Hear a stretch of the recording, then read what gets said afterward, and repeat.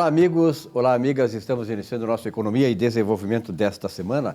23 anos no ar. Muito obrigado pela audiência, muito obrigado pela fidelidade de você, telespectador, que lá desde o começo, lá na TV Guaíba, né, Canal 2, lá na década de 90 começamos, enfim, e uma trajetória grande, mas sobretudo um programa consolidado exatamente pela fidelidade que você tem conosco aqui e até porque as pessoas que desfilam neste programa desde o começo trazem conteúdo, trazem informação, ou seja, trazem aquilo que você precisa muitas vezes ouvir. É o caso do nosso convidado, né, o nosso parceiro do programa que é esta semana, que é o Lisandro Soares. Lisandro, obrigado pela tua presença uma vez mais. Satisfação minha. Como é que está lá no Novo Hamburgo, aquela região? Vale dos Sinos? Vale dos Sinos. Tá bem, tá bem. Trabalhamos bastante no interior do estado também. Perfeito. O Brasil hoje está numa situação muito diferente dos outros anos. Preternamente, o Brasil hoje está sofrendo algumas situações empresariais bem severas. A dificuldade hoje de mão de obra, a dificuldade de qualificação de funcionários, a falta de comunicação entre os colaboradores e as empresas está dando um impacto econômico gigante nas empresas. Além das questões aí que nós estamos vendo que afetam as empresas, agora com essa reforma tributária que está acontecendo e que nada mais é do que uma paulada maior ainda na sociedade, quer dizer, nós sabemos que quem paga o imposto não é a empresa. Então está se tentando punir a empresa, mas está se punindo quem? Eu, você, o consumidor, a população e principalmente a população mais pobre desse país.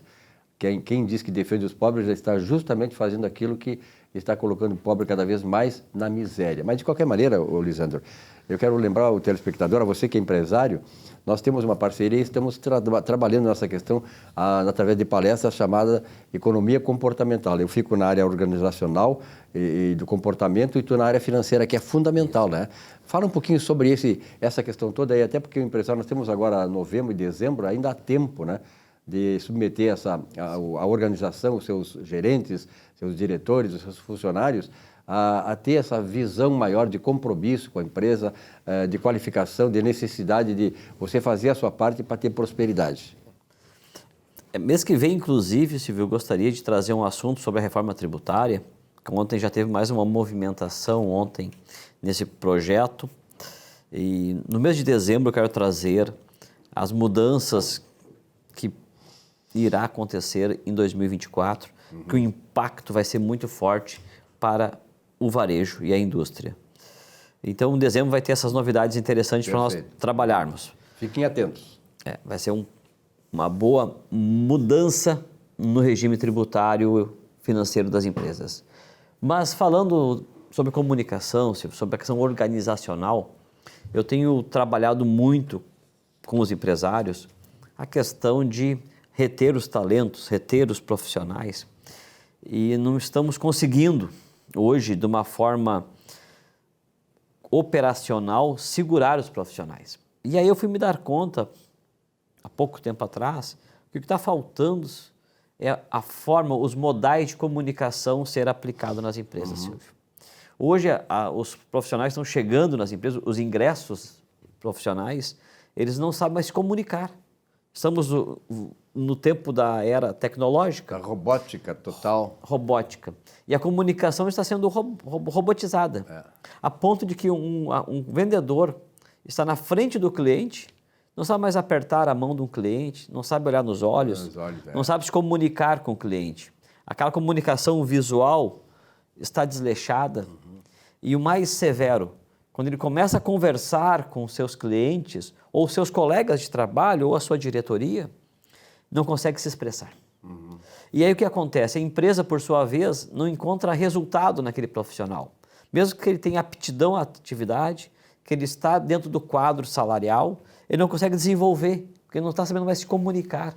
Porque o vício da comunicação eletrônica está superando a comunicação verbal. Ele desaprende a se comunicar com seres humanos, né? Isso é verdade. Agora, essa questão que tu tocas da comunicação, ela está dentro da questão comportamental dos seres humanos, de nós, dentro da família, nos relacionamentos pessoais, né, sejam afetivos ou não, e também, sobretudo, nas organizações. Veja bem, por exemplo, a questão dos desligamentos nas empresas. Eu tive contato aí com os dados do IBGE, então hoje 90% dos trabalhadores que estão desligados das empresas, eles o são por comportamento inadequado.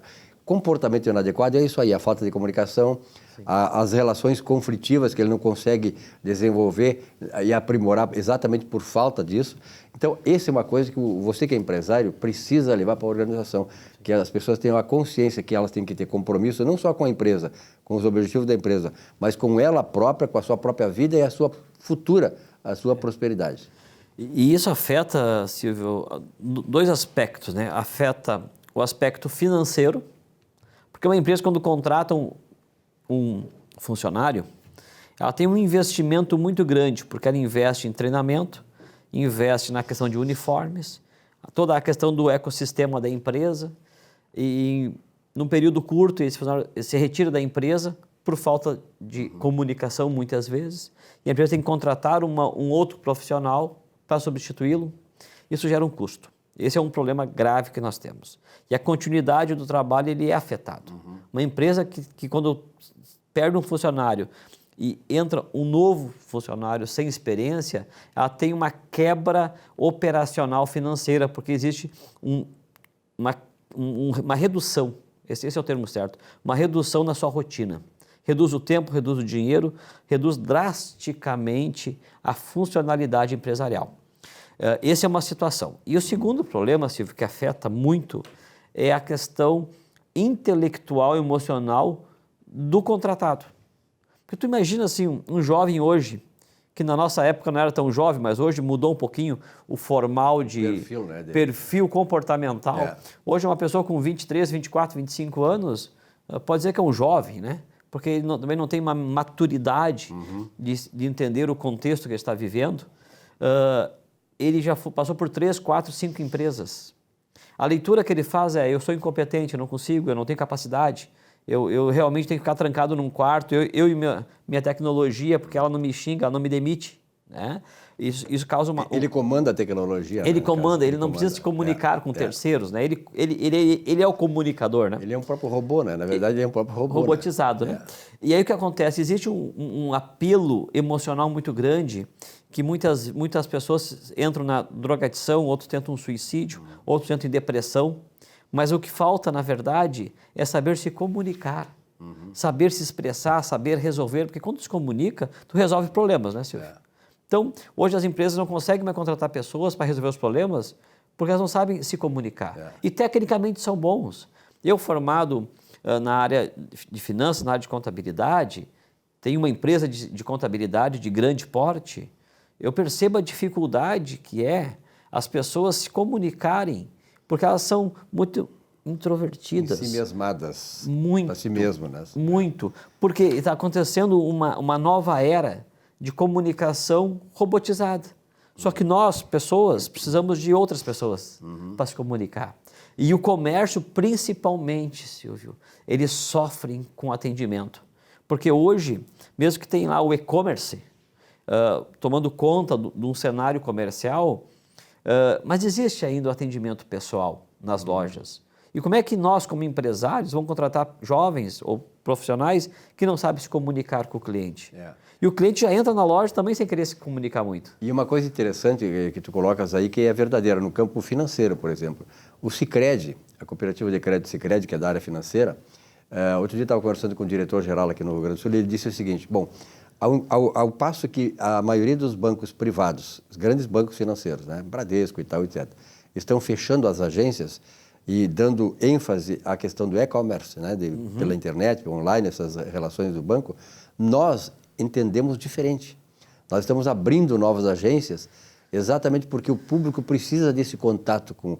Então, eles estão recuperando, de certa maneira, e mantendo a tradição do associado, que, na verdade, o cara que é da cooperativa, ele não é cliente... Não é correntista, é cooperado.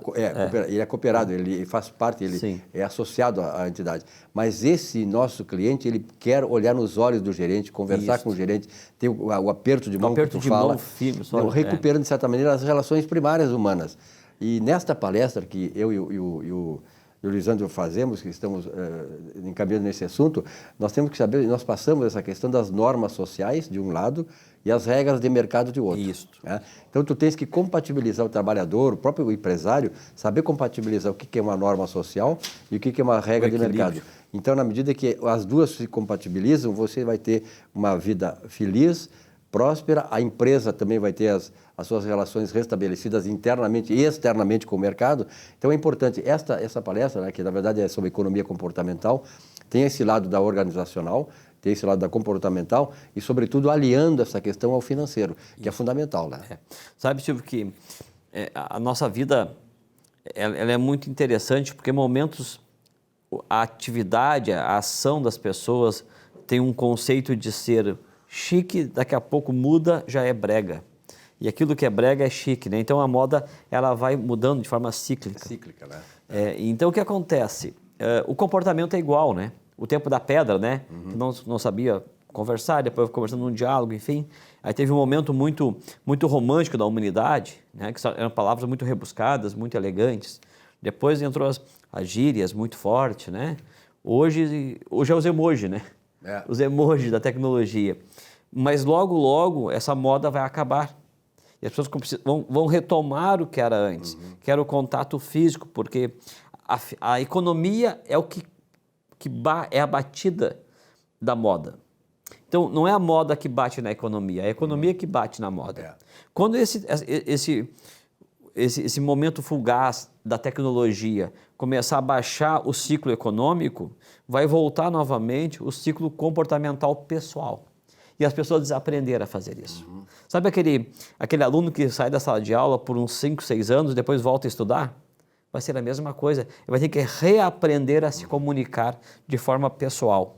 E aí que nós entramos com a parte da comportamental e finanças juntos. Porque não existe hoje um sistema comportamental sem ter uma finança saudável. Onde a finança começa a ficar desfavorável, o comportamento vai mudando. Por exemplo, fazia muito tempo que nós não vimos pequenos roubos, furtos de residências, em paradas de ônibus, já estamos vendo isso hoje. Porque a economia está ficando muito difícil para a classe média e classe baixa, e aí está acontecendo o quê? Pequenos roubos e furtos com essa impunidade toda. Quer dizer, a economia, mais uma vez, está trazendo regras comportamentais para a sociedade. Perfeito. Aliás, eu nunca esqueço uma frase, uma colocação feita pelo piloto Nelson Piquet. Ele foi entrevistado uma certa vez e perguntaram para ele quem é que ganha, afinal de contas, uma corrida de automóvel. Aí ele diz, olha, quem ganha uma corrida de automóvel não é aquele não é aquele piloto que faz a volta mais rápida, né? Que num circuito desse, tu sabe, tem 40, 50 voltas e sempre homenageiam aquele piloto que fez a volta mais rápida. Isso. Mas segundo o Nelson Piquet, não é exatamente esse cara que ganha a corrida de Fórmula 1, que fez a volta mais rápida, mas é aquele, vejam bem, é aquele que faz a média mais alta. E, trazendo isto para a questão das organizações, né, comportamento das organizações, significa dizer o seguinte, você tem que estar sempre buscando a excelência. Esteja o patrão vendo, esteja o patrão não vendo, onde quer que você esteja, você tem que ser o mesmo, sempre buscar a excelência. Esse é o diferencial do trabalhador, daquele camarada que quer progredir na vida e ele é notado, ele nem imagina, mas ele é sempre notado. Isso. E aí ele se desenvolve, progride, a empresa vai junto, ele tem esse compromisso não apenas com a empresa, com o objetivo da empresa, ele tem um compromisso com ele próprio. Isso. Sabe que a média, segundo Nelson Piquet, e concordo plenamente, né? A média é muito importante, porque existe na área financeira, eu faço um cronograma de agenda futura, e esse cronograma de agenda futura, eu trabalho muito com a questão do crescimento econômico. Quando tu tem um gráfico que tem aqueles picos de crescimento, tu tem a certeza que logo ele vai ter um pico de desaceleração. Agora, quando tem um gráfico que ele é apenas uma crescente contínua, ele não vai parar, porque o mínimo que cai já se recupera, porque é fácil recuperar quando a gente observa o problema de perto, né? E as pessoas que hoje têm uma continuidade socioeconômica, uma comunicação ampla, uma comunicação financeira, uma comunicação com seus pares, ele não vai cair, porque ele vai estar sempre se comunicando, e quando tu se comunica, tu começa a perceber coisas que quando existe essa falta de relacionamento não percebe. Tu identifica o problema muito rápido, Silvio, identifica. E hoje nós, empresários, identificamos quando o funcionário não consegue produzir aquilo que precisava. E muitos têm capacidade para isso. O que falta realmente é aquele aperto de mão, aquele olho no olho, aquela sede de conquistar algo melhor, Silvio. Na verdade, assim, tem certos princípios que servem muito bem para essa questão da comunicação, que é a questão do conhecimento. Não adianta tu ter o conhecimento, não adianta tu ser capaz de ter o conhecimento se eu não souber entender muito bem esse conhecimento, tá? E a partir do conhecimento, do entendimento do que conhece, o que é o entender o conhecimento? É colocar esse teu conhecimento dentro do quadro em que tu está vivendo, dentro dos parâmetros da sociedade, dos objetivos da tua própria vida, da empresa e tal. Nesse contexto. Então, tu tem o conhecimento, entende isto, e aí tu vai ter, sabe o quê? Aquilo que se chama de discernimento. Tu vai ter o discernimento para tomar as tuas ações. E aí, diante do conhecimento, do entendimento do mercado, por exemplo, você vai ter o discernimento para agir. E quando você tem tudo isso estabelecido, aí você está preparado, né, para fazer com que a tua contribuição dentro da empresa satisfaça a empresa, mas principalmente seja motivo de prosperidade para ti também. E sabe, tem uma frase muito bacana do Paulo Vieira, que é um coach muito renomado a nível mundial. Ele tem algumas metodologias muito interessantes. Ele diz que nós somos a média de quem nós convivemos. Então, quando tu tem essa comunicação, tu consegue ter essa percepção com as pessoas que tu estás convivendo, o teu prejuízo é menor, que tu vai começar a ser alertado e vai ter essa visão de mudança comportamental. Agora, quando tu está com pessoas alienadas ao fracasso, tu vai continuar naquele meio, porque aquele meio é o dia a dia deles. Então, aí entra o nosso trabalho para pegar esses gestores, trazer para um cenário de excelência, e esse cenário de excelência, onde envolve comunicação, onde envolve finanças, envolve princípios, te leva ao sucesso. Com certeza. Porque, Silvio, quando existe uma comunicação transparente, clara e limpa, é que nem os canais de televisão antigamente, né, que não era ainda essa tecnologia toda digital. Botava um bombril em cima, né, para poder a imagem ficar melhor, né? Vamos regular, agora ficou boa a imagem. Isso é comunicação. Uma comunicação com ruído, ela não consegue levar aquilo que precisa ser levado. Perfeito. Que é o resultado. E é importante lembrar que nós vivemos numa sociedade, e sobretudo a brasileira, que é muito chegada a transferir as responsabilidades pela sua própria vida. Veja bem, tem muita gente que acha que o Estado tem a obrigação contigo. As nações mais desenvolvidas, essa é a coisa importante. Por exemplo, elas têm um tripé pelas quais elas se baseiam para dar a possibilidade das pessoas prosperarem e as nações prosperarem. Primeiro, cabe ao Estado, sim, a garantia da vida, tá certo? O Estado tem que te garantir a vida com segurança e tal. As tuas liberdades. O Estado também tem essa responsabilidade. Agora, o terceiro item é a chamada busca da felicidade. Aí o Estado não tem nada que ver.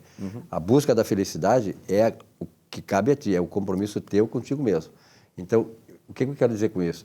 Não pense que o Estado vai te ajudar, não pense que vai ser o vizinho, o parente e tal. Não, você que tem que buscar a tua felicidade. Quer dizer, ela está em ti. Tu é o responsável por ela. O problema é teu, não é dos outros. O problema é teu, exatamente. Né? Tu não transfira isso, né? Não transfira a responsabilidade pela ação da tua vida, pela tua vida, aos demais. Se tu olhar, ver a tua trajetória toda, você vai ver lá quantas vezes tu te enganaste na tua vida e podia ter pegado caminhos diferentes e não estaria onde você está. Exato. Né? E essa questão dos relacionamentos, que nós falamos muito bem sobre isso, não só na área financeira, mas na área do comportamento, nós somos, na verdade, onde os nossos relacionamentos nos levam. E vem essa coisa da média. É isso mesmo, exatamente. Tem uma história muito bacana, acadêmica, tá? Escutei na faculdade essa história, Silvio, e eu quero trazer essa lembrança, que é no tempo ainda de Henry Ford. Taylorismo também, né? Exatamente, no tempo Antes do Henry Ford, diz que a pessoa estava num banco, o Henry Ford, falando com o seu gerente de banco, e ele viu ao lado um empreendedor que queria um recurso financeiro, um empréstimo para empreender. Ele percebeu a situação e também teve a percepção de que o banco não ia emprestar o dinheiro para aquele empreendedor. E aí nisso, o empresário do lado do empreendedor levanta, sai de cabisbaixo, triste. Henry Ford levanta e fala para ele: vem aqui no banco amanhã, 10 horas. Mas por quê? Não, só vem às 10 horas. E no outro dia, pontualmente, Henry Ford estava dentro do banco, essa pessoa entrou no banco. Henry Ford foi até ele, em alto e bom tom, o abraçou e disse: Pô, como é que tu tá? Que bom que tu veio aqui, vamos investir naquela empresa, vai ser um sucesso. Falou palavras boas para ele, disse pontos positivos. E o banco, evidentemente, os funcionários, o gerente, prestaram atenção naquele comentário. E o Henry Ford foi embora. Então, o que ele fez? Abraçou, comunicou, deu palavra de bom ânimo. Quando essa pessoa chegou no gerente, ele disse, senhor, senta, por favor, vou liberar o teu empréstimo para ti agora. Vamos liberar agora o recurso para ti que tu precisa. Né? É a comunicação. Porque quando tu estás com pessoas que te levam para outro nível, tu automaticamente começa a entregar outro nível para a pessoa. Né? Então, digas com quem tu andas, que eu direis quem tu és. É verdade. Né? Então, quando nós andamos com pessoas realmente que entregam algo, tu vai entregar algo também. E a história do cafezinho pago, sabe a história, Silvio? Pode contar. Lá em Paris, numa cafeteria muito bacana, naquela rua charmosa de Paris, chegou uma pessoa numa cafeteria e quando tomou seu cafezinho maravilhoso, na hora de pagar, o atendente disse, o seu café já está pago. Como assim? Não, o cliente que estava na sua frente pagou o café para o senhor. Pô, mas que alegria, pô, muito obrigado, nem sei quem é. Ela falou, ele também não sabe quem o senhor é, mas deixou pago para o senhor. Falando nisso, eu quero deixar pago o cafezinho para o próximo? Ele falou e pagou o cafezinho para o próximo. Moral da história, todos pagaram seus cafés, mas sempre com aquela gratidão de ter ganhado um café. É verdade. Né? Porque sempre pagou para o próximo. Então, isto é comunicação. Então, é um marketing da cafeteria para trazer aquela satisfação para o cliente, aquela memória de alegria, aquela memória de satisfação do contribuir. Perfeito. Então, isso é comunicação, isso é finanças, isso é negócio, isso é business. É muito interessante. Então, nessas palestras que nós estamos realizando por aí, vai ter um contato para você fazer aí, nós falamos na questão dos relacionamentos. Isso. Os relacionamentos, eles têm regras para te entrar e regras para sair. Regras para entrar, para se manter e para sair. Então, nós passamos também tudo isso aí, porque a vida nada mais é do que são relacionamentos, né? A vida são relacionamentos. E como eu digo, né? Dependendo dos relacionamentos que tu tens, você vai num lugar ou no outro lugar. Eles te levam para o lugar onde você vai em função dos relacionamentos que você faz. Bom, Lisandro, uma mensagem final aí para aquele empresário que pode, de repente, estar interessado. Na verdade, é uma coisa interessantíssima, não só para nível de gerência, diretoria e tal, mas também para os funcionários. Fazer uma analogia, nesse ponto que tu disseste agora, tu lembraste, o nosso piloto brasileiro de Fórmula 1, Nelson Piquet, trazendo essa lembrança também. A comunicação, a forma de entrar no relacionamento e sair, podemos fazer uma comparação com uma curva de autódromo. Quando o piloto ele entra certo na curva, ele sai certo. Quando ele entra errado na curva, ele sai errado na curva. Assim é relacionamento. Vamos entrar certo nos relacionamentos, vamos fazer a tangência da curva em aceleração contínua e correto para que nós possamos sair da curva certo. Perfeito. E com isso subir no pódio, o lugar mais alto do pódio que é chegar em primeiro. Perfeito. Então esse recado eu tenho para os empresários. Estamos chegando agora no último mês do ano dessa era 2023, um ano com suas dificuldades, seus problemas, mas vamos entender que está chegando o Natal, está chegando o mês de venda, um mês que o comércio está aguardando. O comércio aguarda 11 meses do ano para o mês em curso. Ele começa a se preparar na metade do ano, em junho, para o dezembro. Então não podemos esquecer que dezembro está chegando, uma data tão querida, tão bem-vinda para o comércio e para todo o nosso meio cristão. E eu quero dizer que vamos nos comunicar bem, vamos trazer a excelência para o teu cliente, no qual tu investiu a tua vida inteira para atendê-lo. E Silvio, além dessa mensagem, eu queria passar mais uma mensagem agora de cunho particular. Claro, com certeza, tenha vontade. Dia 11 agora, minhas filhas estarão completando 9 aninhos, são gêmeas, a Isabela e a Giovana, e elas estão ansiosas, eu vou fazer uma confraternização para os seus colegas da escola. Eu quero mandar um beijo para minhas filhas. Parabéns, Isabela, parabéns, Giovana, que Deus o abençoe e o proteja para todos sempre. O papai ama vocês. Beijo, filhas. Um grande abraço, mestre. Obrigado. E até a próxima. Até a próxima. Olá, convidado ou não, Deus está presente. Essa frase, em latim, foi estampada sobre a porta do consultório do filósofo e psicanalista Carl Jung. Pode ser verdadeira ou falsa. Se crermos nela, poderemos transformar qualquer ambiente onde estivermos, mesmo os mais nocivos, como o ambiente de trabalho, de agressivo e desconfortável, num ambiente fonte de inspiração, alegria e desafia o crescimento pessoal e profissional. Cada dia mais, a espiritualidade ganha força nas organizações. Ela compõe certamente um grande handicap à disposição das empresas de sucesso daqui para frente. Ser espiritual é viver sob a regência da integridade ética e moral em nossos relacionamentos. Esse é o segredo. Boa semana.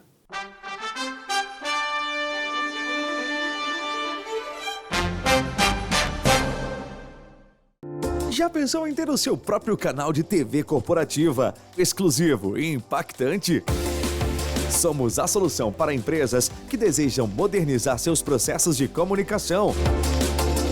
Solução Mídia Digital, transformando a forma como você se comunica.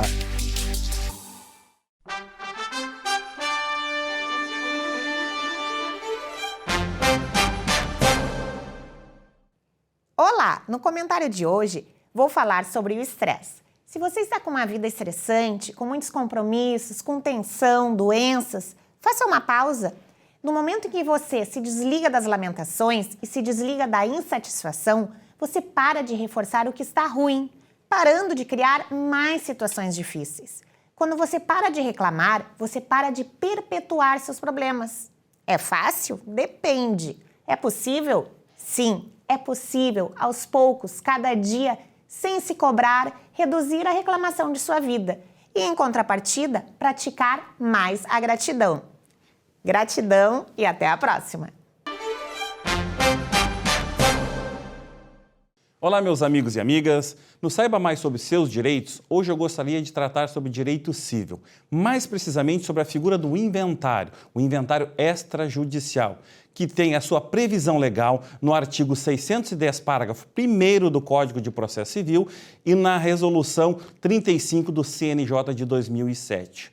Ela é uma maneira mais desburocratizada, é uma maneira mais rápida, uma maneira mais célere e também mais econômica de encaminhar o inventário. Para poder encaminhar esse inventário, basta que você procure um advogado de sua confiança para que ele encaminhe junto a um tabelião, junto a um tabelionato, a abertura do inventário. Importante lembrar que para ter este inventário, para ter a possibilidade de abertura deste inventário extrajudicial, há necessidade de que os herdeiros sejam todos maiores de idade, não pode ter menor, e também têm que ser capazes, ou seja, não pode ter nenhum herdeiro maior incapaz. E também eles têm que ser acordantes, ou seja, eles têm que concordarem com os termos e a forma do inventário. Então, diante de todas essas circunstâncias, basta que você procure o advogado e encaminhe este inventário para poder ali ter a maneira mais célere de resolver essa situação. Essa é a dica de hoje.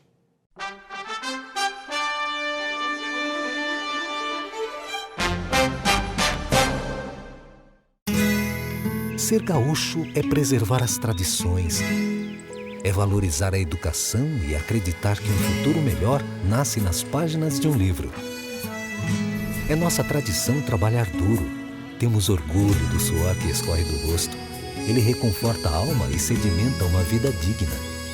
É nossa tradição valorizar o passado para desenvolver o futuro. CMPC Celulose Rio Grandense. Desenvolvimento é a nossa tradição.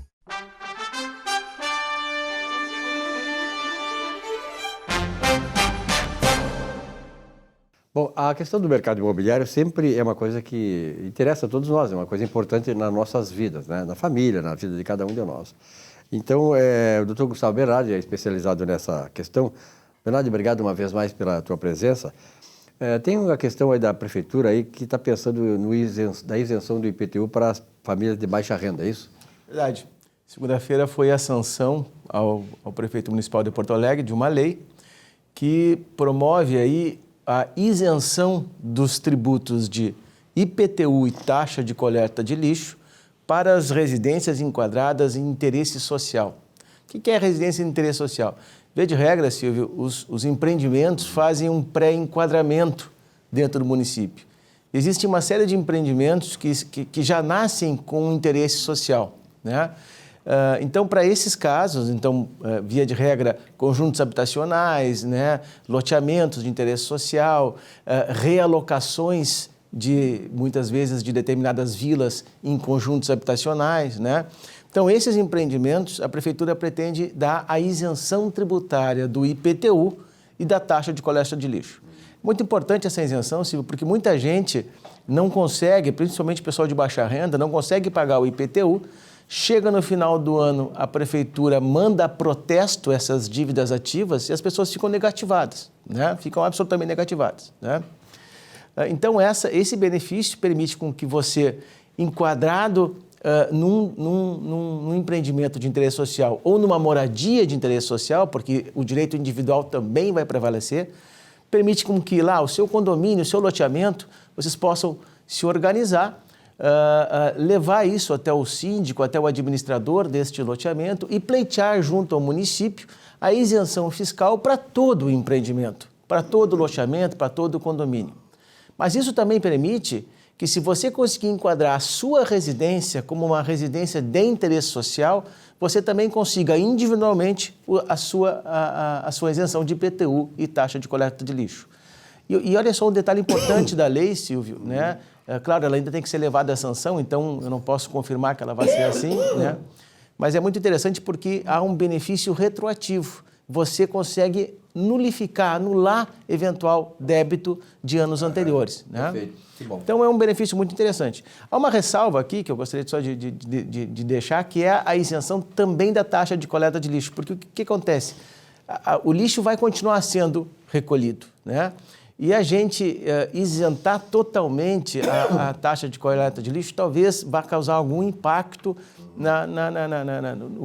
no volume de recursos necessários para bancar esse serviço aqui no município de Porto Alegre. Mas é uma iniciativa interessante, ela é pioneira, né? Porto Alegre é uma das primeiras cidades a criar esse benefício e eu acho que ele vai ser bem relevante para uma classe, para um conjunto de pessoas que realmente é necessitado, viu, Silvio? Na verdade, nós vivemos um período assim que o IPTU realmente pesa, né, para as famílias, né?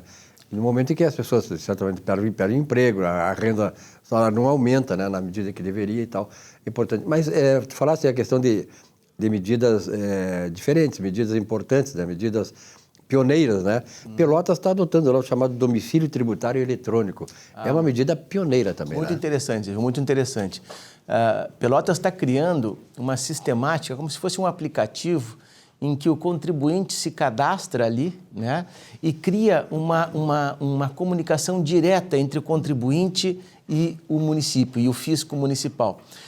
E veja só que interessante, Silvio, ela produz descontos progressivos em IPTU, podendo chegar agora no ano de 2024 até 14% de desconto no IPTU do ano de 2024, mas mais do que isso, eu queria chamar a atenção porque é uma medida de eletrônica, uma coisa nova, né? Uma nova forma do contribuinte se comunicar com o município, com o fisco, com o Estado e permite que você postule lá devolução de impostos, compensação, guias de tributo, enquadramentos de serviços, é muito interessante. E funciona da seguinte forma, você vai criar um perfil dentro desse aplicativo, dentro do site do município de Pelotas, você vai certificar esse seu cadastro e você passa a ter ali uma comunicação direta, né? Para o bem e para o mal, quer dizer, se o município quiser lhe autuar por alguma coisa, vai ser por ali, mas se você quiser pleitear algum benefício fiscal, vai ser por ali também, se você quer pleitear alteração de endereço fiscal, é por ali também, se você quer pleitear eventuais compensações tributárias, é tudo por ali. O que chama a atenção é que é um município aqui do interior do Rio Grande do Sul que traz uma novidade muito interessante, né? E a gente já vê diversos outros municípios, né, tentando copiar isso, né? Se você observar isso, a Receita Federal já tem essa sistemática de você ter um contato direto e eletrônico com a Receita Federal e o município de Pelotas está inovando. Eu achei muito interessante o projeto, Silvio, né? E eu acho que vai vingar e muitos outros municípios vão copiar. Eu não sei como é que tu vês essa relação da Prefeitura de Porto Alegre, capital gaúcha, né, em relação ao seu relacionamento com o contribuinte. Não, Porto Alegre tem uma página muito completa, você faz absolutamente tudo pela página do município. Porém, eu que atuo muito nisso e acesso muito ali, não só para mim, mas para os meus clientes, eu vejo que ela é meio confusa, né? Então, eu acho que Porto Alegre poderia modificar essa questão e criar também um domicílio tributário eletrônico para a gente ter uma melhor comunicação com o município. Hoje, Porto Alegre, você ainda faz por requerimentos, né, eletrônicos dentro do site da Prefeitura, Mas tem muitas coisas aí em Porto Alegre que ainda são manuais. Por exemplo, aprovação de projetos, né? PPCI, você tem que levar a documentação, o bombeiro tem que receber aquilo no papel, você tem que imprimir aquelas páginas enormes e tal. Todo, né? Isso, no meu entender, isso já está ficando defasado. Eu acho que a tecnologia ela vem para facilitar, né? E o que a gente observa muitas vezes em muitas autarquias, né? Por exemplo, o DEMAI é uma autarquia que também tudo é muito no papel, né? Eles ainda não se modernizam porque a modernização pede maior celeridade, pede maior eficiência. E talvez a autarquia, o órgão público não esteja preparado para isso, né? Mas tem que ser uma preocupação rotineira do administrador público modernizar esta forma de se relacionar com o cidadão, com o contribuinte, Silvio. Nós estamos nos aproximando do final de 2023, né, Bernardo? E nós sabemos, nós estivemos lá na RTC essa semana, lá que fica na zona norte da cidade, e ali tem toda aquela zona ali dos papeleiros, aquele mundo diferente que existe por ali, na entrada ou na saída de Porto Alegre. E, naturalmente, é um projeto da Prefeitura de revitalização do 4º Distrito, que é uma coisa importante e tal, né? Eu estava lembrando do dia que lá em Cachoeirinha, por exemplo, o Centro das Indústrias de Cachoeirinha, sabe quem é que compõe o Centro das Indústrias de Cachoeirinha? As empresas, tem mais de 40 empresas lá, são egressos do 4º Distrito de Porto Alegre. Sim. Que saíram dali, porque já era inadequado, se tornou uma área residencial, e foram criar o Centro das Indústrias de Cachoeirinha. E agora aquela zona vai ser revitalizada. Como é que está essa coisa? O 4º Distrito de Porto Alegre, aquela zona ali, Silvio, ainda é a única zona industrial de Porto Alegre. Se você quer ter uma fábrica de móveis, se você quer ter uma serralheria, né, é ali, né, o local que Porto Alegre destina. Mas ninguém se instala ali, porque o cliente não vai até ali, porque o seu depósito é assaltado, os fios da sua fábrica são roubados, e Porto Alegre não está prestando atenção que a gente precisa melhorar isso, né? Sempre o que vai acontecer é o que acontece em qualquer cidade, Silvio. Ou seja, a iniciativa privada vai vir com estímulo do Estado e vai assumir essa questão. No momento em que você modificar aquele ambiente ali, né? Por exemplo, o 4º Distrito agora, se espera que nós tenhamos os prédios mais altos de Porto Alegre naquela região ali, né? O nível de adensamento do 4º Distrito vai se modificar completamente em 10 anos, né? Então, nós temos ali a Farrapos e embaixo a Voluntários da Pátria. A Voluntários da Pátria ainda é o patinho feio do 4º Distrito, mas se você observar os projetos que estão vindo para aquela região ali, né? Porque, além de tudo, é uma região bonita, você olha o Guaíba de frente, né?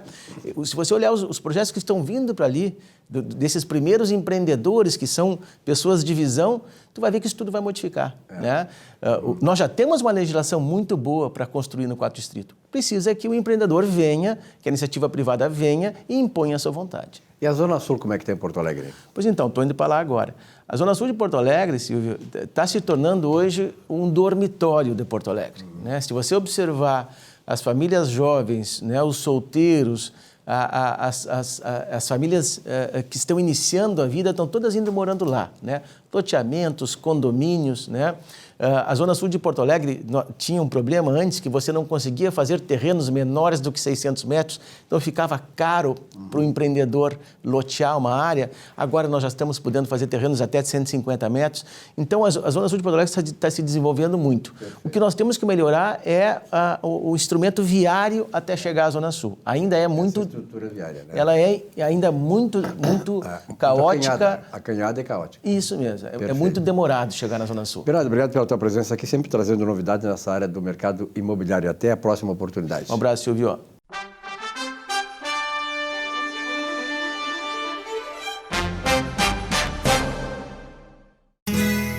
Ser gaúcho é preservar as tradições, é valorizar a educação e acreditar que um futuro melhor nasce nas páginas de um livro. É nossa tradição trabalhar duro. Temos orgulho do suor que escorre do rosto. Ele reconforta a alma e sedimenta uma vida digna. É nossa tradição valorizar o passado para desenvolver o futuro. CMPC Celulose Rio Grandense. Desenvolvimento é a nossa tradição.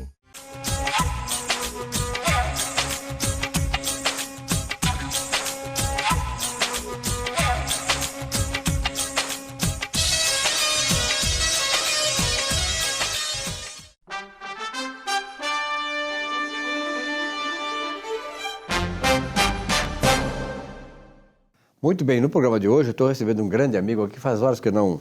É só a gente ouve falar nele nos jornais, meios de comunicação, assim como ele ouve falar da gente também por intermédio dos meios de comunicação. Mas é importante esse contato, essa forma afetuosa como a gente se relaciona, isso que é o que vale mais do que qualquer outra coisa. Carlos Fetti, obrigado pela tua presença, Carlinhos. Grande prazer estar contigo, Silvio. Como tu falaste, eu tenho apreço, nós temos algumas afinidades de vida e temáticas nessa questão. Certeza. Economia e espiritualidade, a gente tem uma convivência muito grande com isso, né? Que beleza. Carlinhos, o Covid te afetou muito, né? Tu acabaste contraindo o Covid e tal, né? E agora tu está passando essa tua experiência de volta ao jogo. 36 dias de consciência em coma. Um livro que, de certa maneira, retrata tudo aquilo que tu passaste. Silvio, em 2021, eu fui parar na Secretaria da Saúde do município com o Dr. Mauro Esparta. Uhum. No dia 28 de janeiro, eu me contaminei com aquela cepa P1 que veio de Rondônia, né? Uma cepa violentíssima que até foi uma pessoa da secretaria que teve no aeroporto, acabou se contaminando, fez o PCR no dia, não me avisou. Eu fiz uma reunião com essa pessoa. No outro dia eu comecei a sentir os sintomas. Dia 8 de fevereiro eu fui para a UPA da Zona Norte, tudo pelo SUS, né? Dia 9 eu fui para o Vila Nova. Dia 14 de fevereiro eu fui entubado. Até o dia 22 de março eu tive em coma. 36 dias. 36 dias. Então, assim, Silvio, é uma experiência extremamente diferente, porque ninguém me avisou que eu seria entubado. Então, eu fui entubado sem saber que seria, mas eu lembro do momento que eu fui entubado, mas não parei a atividade cerebral. E aí o que acontece? Quando eu falo 36 dias de consciência em coma, é porque esse meu livro, eu conto o antes da contaminação, o durante o processo e depois. Inclusive, eu faço uma narratória de 20 episódios do que eu vivi nesse outro plano, né? Como nós todos, eu sei que tu é espírito também, que nem eu, tu acredita em reencarnação, a gente tem um pouco essa visão, né, da vida, e eu acho que a gente passa para um outro plano de inconsciência, e a gente, como num sonho, a gente traz simbolismos e alegorias daquilo que a gente possa ter navegado. Então eu conto 20 episódios dessa vivência, que são assim, como minisséries de Netflix, vamos colocar assim. Algumas concatenadas em série, algumas que voltam assim, mas como a minha memória disso é muito presente. Então eu acabei escrevendo isso para poder passar um pouco essa experiência e discutir essa temática com as pessoas, né? Tá, e me diz uma coisa, como é que volta o Carlos Fetti depois dessa experiência? Como é que volta para o jogo? Olha, Silvio, só para sintetizar assim, eu tive embolia pulmonar, eu tive falência renal dupla, fiz hemodiálise durante todo o tempo, tive que fazer cateterismo, eu tive trombose, eu tive uma bactéria O que tu não teve? Isso. E assim, ó, Silvio, e tu é economista como eu, a gente é muito matricial. Minha vida sempre foi uma vida muito material nessa questão de a gente poder planejar as coisas, né? Eu fiz o levantamento, de cada 3 pessoas entubadas, 2 pereceram. O tempo médio de intubação era de 7 dias. Eu fiquei 36 dias. É uma raridade, cara. Então, assim, eu me sinto muito privilegiado por isso, né? Mas eu brinco até uma situação. Deus me deixou nesse plano porque eu tinha que me preparar um pouco mais, essa possibilidade, me deu uma oportunidade de seguir, mas me deixou com uma mochilinha com os 3 paralelepípedos bem pesados. Nada que nós não consigamos dar conta, né? Porque eu tenho uma crença, assim, cada dia eu me renovo. E essa ideia de escrever o livro é um pouco de poder repassar para as pessoas essa vivência, mas é um pouco mais. Eu acabei fazendo uma biografia e eu conto a minha vida, desde o nascimento, em ciclos de 6 anos, que eu tive 4 ciclos de 6 anos até chegar no meu casamento, né? Então eu acabo contando isso. Então eu espero passar uma mensagem muito bacana para quem puder ter a oportunidade de ler o livro.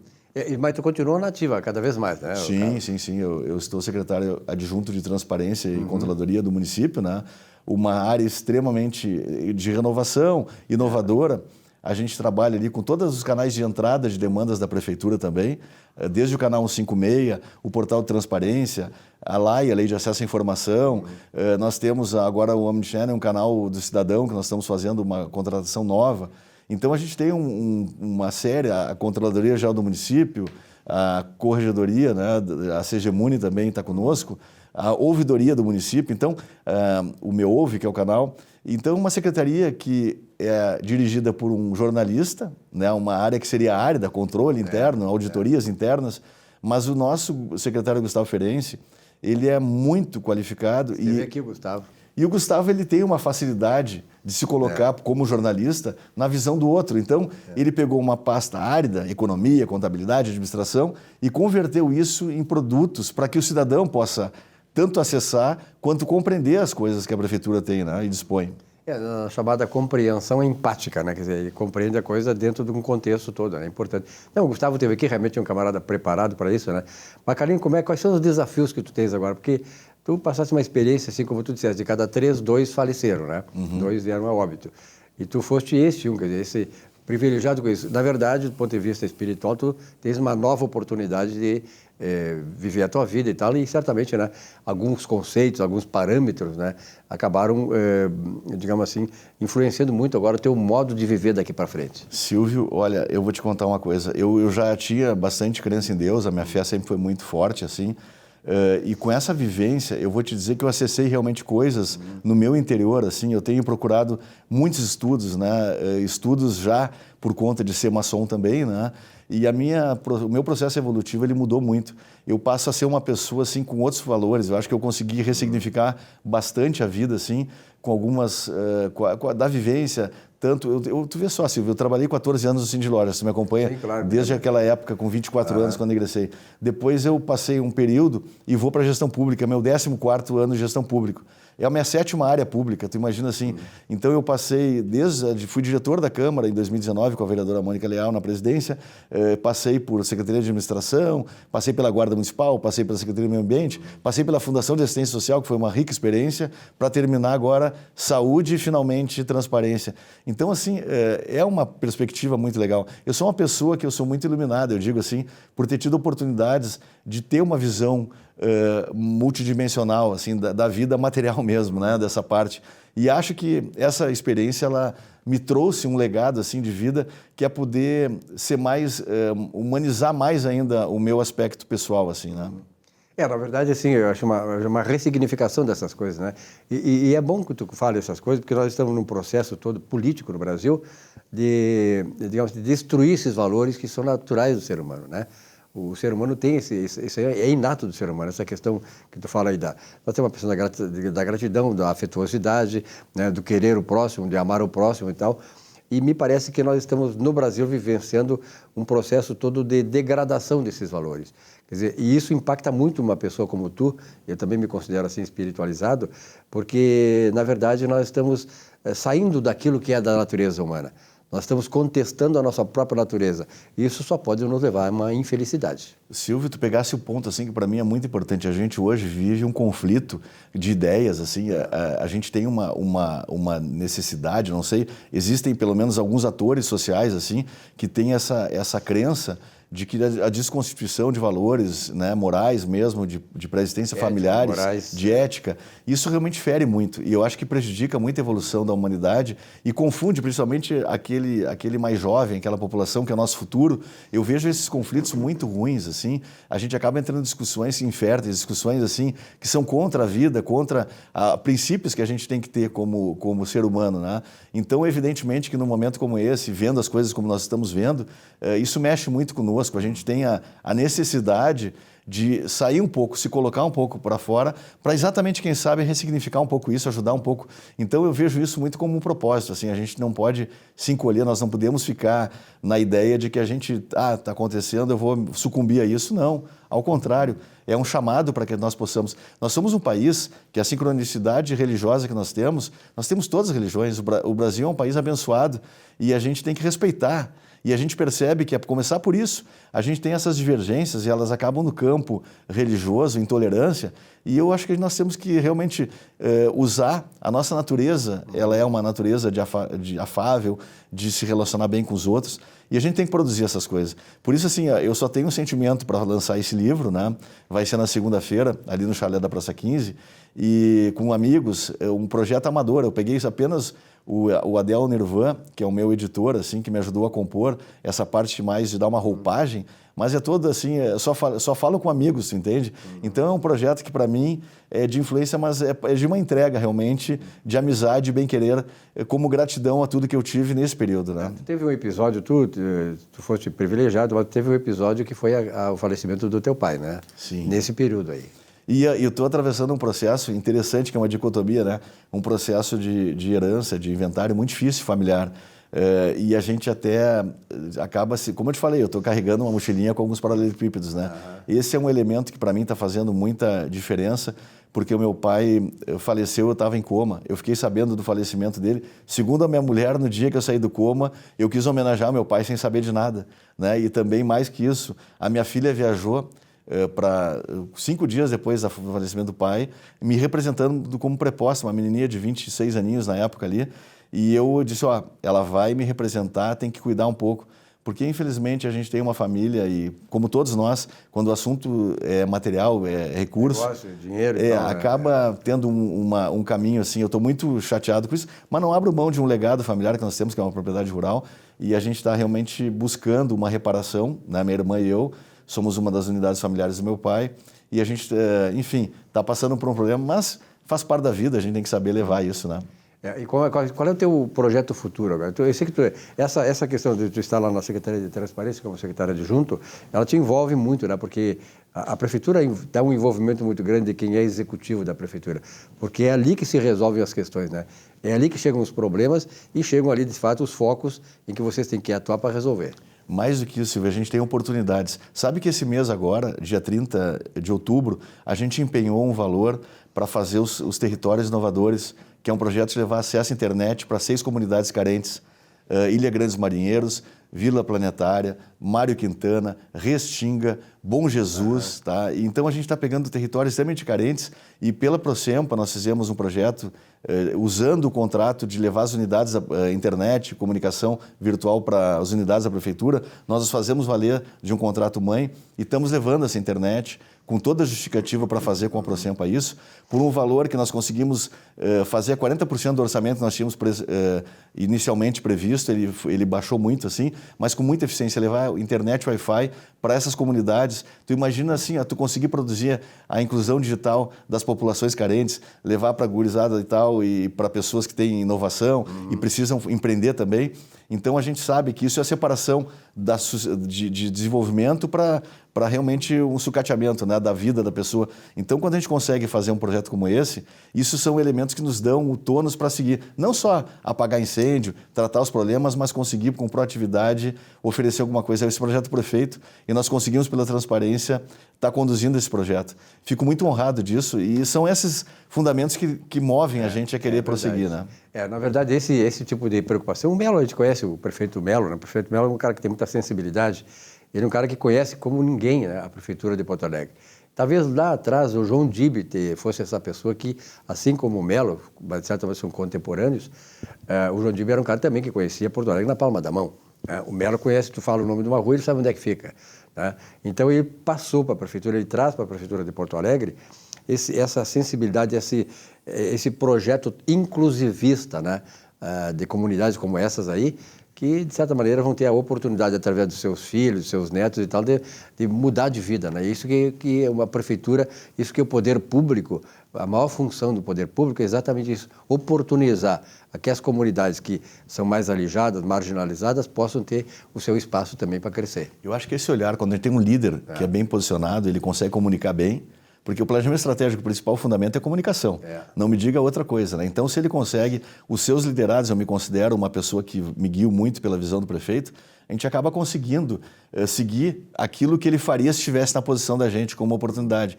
Então, eu fico muito satisfeito em poder recepcionar um pouco essas coisas, ou conhecer, né, privar da relação com o prefeito, que é muito importante também, e poder, então, desenvolver coisas que são motivadoras, né? A gente conseguir fazer entregas é uma coisa espetacular nessa linha que tu falasses, né? Com certeza. Carlinhos, tu tem uma experiência muito grande de entidades como o Cindy Lojas, nós nos conhecemos lá, tu era do Cindy Lojas. E como é que tu está vendo o desenvolvimento do comércio em Porto Alegre? Nós temos agora a valorização de vários lugares, por exemplo, o 4º distrito, né? A Zona Norte e tal. Então, Porto Alegre, e aqui, sem falar, né, nós nos conhecemos antes do gasômetro, aí, de todo aquele anel do Rio aí, que hoje está fantástico. Essa semana fui aqui no Pontal de bicicleta, eu fiquei deslumbrado. Como se estivesse em Recife, no Nordeste, naquelas praias maravilhosas, o contato com o Rio que nós temos hoje. Porto Alegre cresceu muito, né, de 20 anos para cá. Tu sabe, Silvio, começando pelo teu início do questionamento, o comércio, o varejo em si, é uma atividade dinâmica. Nós pegamos a década de 90, quando a gente teve a globalização, uma grande transformação, sem contemplação. Aquelas empresas que não tinham o eixo de gestão, familiares, com vícios, elas acabaram sucumbindo, né? Houve o turnover, ele aumentou muito. Cerca de 25% ao ano, realmente é muito significativo isso. A atividade, nós temos em torno de 16 mil lojas em Porto Alegre, né? E essa uma variação de processo, ela realmente acabou impactando muito. E isso que a gente está vendo com o Quarto Distrito, com o Caldeira, enfim, com todos os instrumentos de mobilização de startups, de desenvolvimento empreendedor, isso tem uma tendência muito forte de acabar simplificando e potencializando uma revisão, mesmo que seja de um varejo mais tradicional, por uma inovação, multicanal, enfim, outras formas que a gente tem hoje de relacionamento com os clientes, né, com o público.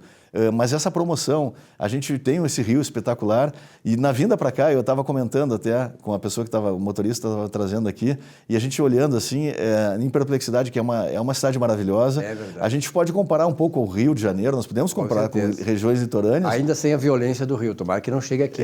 Isso é o aspecto que nós temos que realmente tentar não perpassar, mas muita felicidade com isso. Acho que Porto Alegre está num processo evolutivamente positivo, né? Carlinhos, muito obrigado pela tua presença aqui, virá mais vezes, eu acho importante um papo contigo, até porque tu desempenha um papel importante na administração municipal. Um grande abraço, parabéns e sucesso. Prazer estar contigo, Silvio, eu agradeço a oportunidade. Muito obrigado. A você, telespectador, obrigado pela audiência. Uma boa semana de trabalho para todos vocês. Na semana que vem, um novo encontro. Até lá.